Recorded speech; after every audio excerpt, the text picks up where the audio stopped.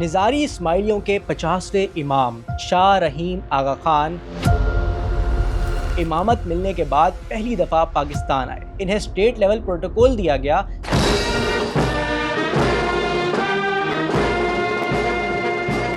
صدر پاکستان آصف زرداری نے انہیں ریسیو کیا۔ وزیر اعظم شہباز شریف اور فیلڈ مارشل نے خصوصی دعوت کی اور اسٹیٹ گیسٹ ڈکلیئر کیا۔ لیکن ایک ایسا بندہ جو نہ ہی کسی ملک کا سربراہ ہے اور نہ ہی کوئی پولیٹیکل عہدہ رکھتا ہے، وہ ہمارے ملک کے لیے اتنا امپورٹنٹ کیوں ہے؟ پھر اسی سال ان کے لیے کنگ چارلز نے بھی رائل ڈنر کیوں ہوسٹ کیا؟ اور شاہ رحیم نے امام بننے کے بعد سب سے پہلے دورہ پاکستان ہی کیوں کیا؟ چلیے جانتے ہیں یہ اور ان جیسے کئی سوالات کے جوابات، لیکن اس سے پہلے زاویہ کو سبسکرائب اور ویڈیو کو لائک لازمی کر لیں۔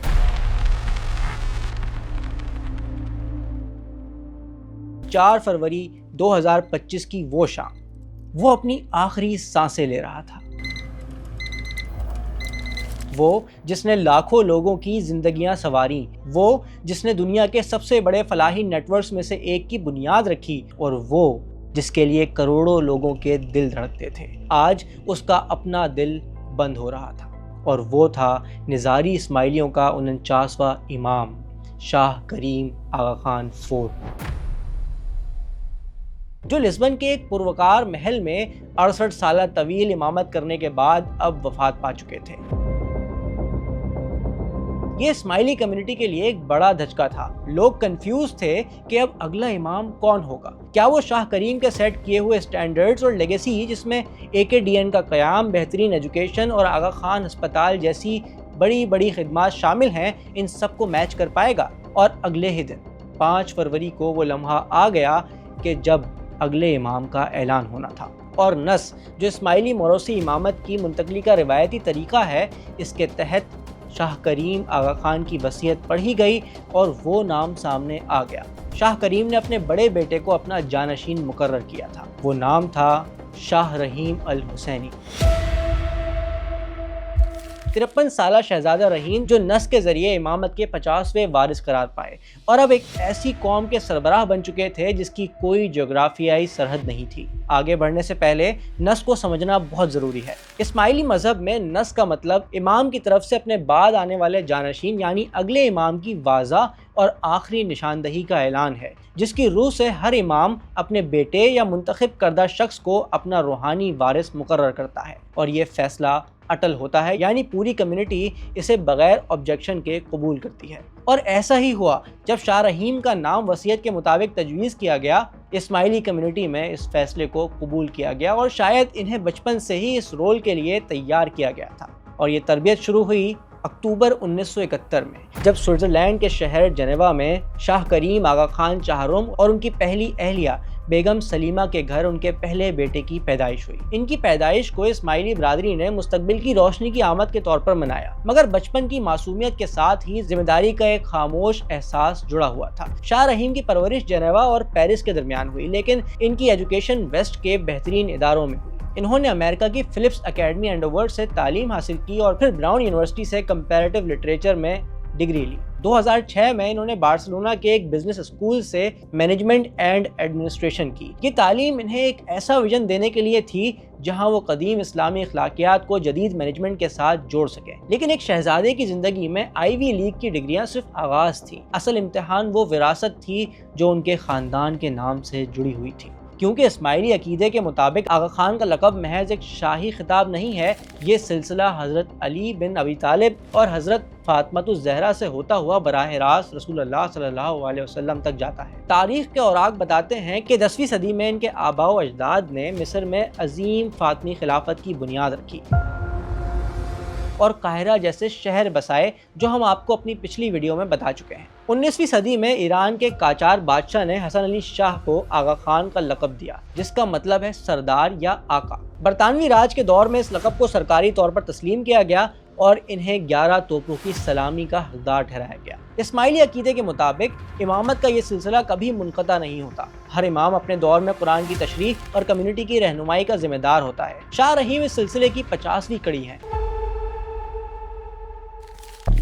وہ ایک ایسے وقت میں منصب سنبھال رہے ہیں جب دنیا کلائمیٹ چینج، اکنامک کرائسس اور ڈیجیٹل ریولوشن کی زد میں ہے۔ इन तमाम जिम्मेदारियों को बेहतर तरीके से संभालने और मौजूदा दौर के मसाइल को समझने के लिए शाह रहीम ने इमामत संभालने से कई बरस पहले ही आगा खान डेवलपमेंट नेटवर्क के अहम सुतून के तौर पर काम शुरू कर दिया था। ये नेटवर्क दुनिया के 30 से ज़ायद ममालिक में काम करता है, जिसमें 80,000 से ज़ायद मुलाजमीन शामिल हैं। इनकी खास तवज्जो माहौलियाती तहफ़्फ़ुज़ और मौसमियाती तब्दीलियों पर रही है। इन्होंने AKDN की माहौलियात और मौसमियाती कमेटी के चेयरमैन के तौर पर ऐसे मंसूबों की सरबराही की है जो दुनिया के पसमानदा तरीन इलाकों को तहफ़्फ़ुज़ फराहम करते हैं। फरवरी 2023 में दुबई के वर्ल्ड गवर्नमेंट समिट में शाह रहीम ने दुनिया को खबरदार किया था कि 21वीं सदी के बीच तक इंसानियत का मुस्तकबिल शहरों की पायदार मनसूबा बंदी पर मुनहसर होगा। वो कहते हैं कि इस्लामी अखलाकियात हमें सिखाती हैं कि हम इस ज़मीन के अमीन हैं और हमें अपने पीछे एक बेहतर माहौल छोड़कर जाना चाहिए। इनका ये विजन सिर्फ कागज़ों तक महदूद नहीं था।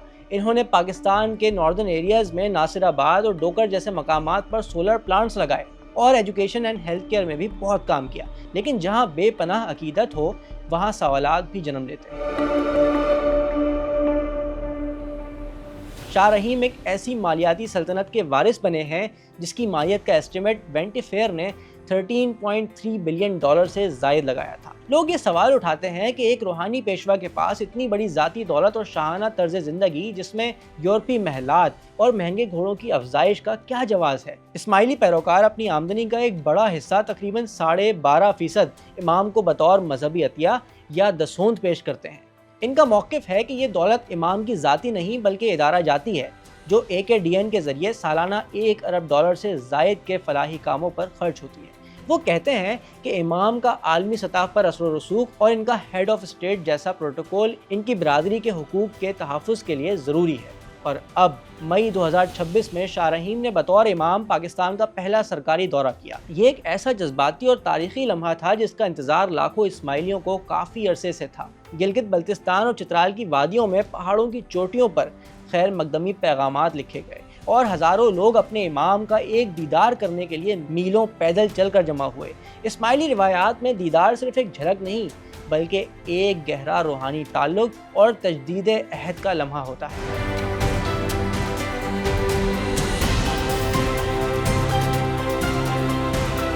इस्लामाबाद में इनका इस्तकबाल किसी सरबराह मुमलिकत की तरह किया गया।